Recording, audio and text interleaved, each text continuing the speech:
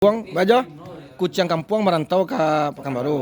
Nah, jadi, Kan nak nyonya kau cik. ah, Maka nak nyonya sana sip sesama merantau. iya. Tidak mau makan ada. Namanya makan. Kalau di kampung, nggak usah. Kampung dia kau di kampung kan nyonya sana sip tu. Mancikku kan Usahanya apa kucing kamu? dalam hutan mancikku ada no. Tak di luar-luar kan. Mancik mado main mencari badan di luar di kampung. Tanah ya.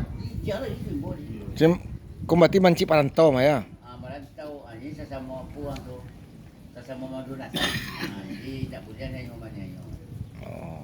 Makut ndak dimakan manci tu dari kucing. Tak ditangguh dia kucing mancik. Saya lihat lah aku kalau lalu mancik sanyo aku jadi lalu dia adanya jadi adanya. Baiklah je. Baiklah je. Awak senasib je. Orang Aceh katanya karena nonton Tom Jerry. Jerry itu jadi takut kucing katanya. Orang itu dong. Tak. Jadi cerita kucing je manci, gua makut ndak dimakan ada kucing karena sama senasib sepenanggungan. Nah, inilah guys, ini cerita Pak ko episode yang kelima guys. Masalah puyuh jauh lah do. Jadi inilah orang tua kita ko yang ahli cerita. Kok baterana ayam nak perlu ayam ikan kandang dilapin saja. Binatang yang paling cerdik itu kancil katanya. Oh enggak, kucing gini kok.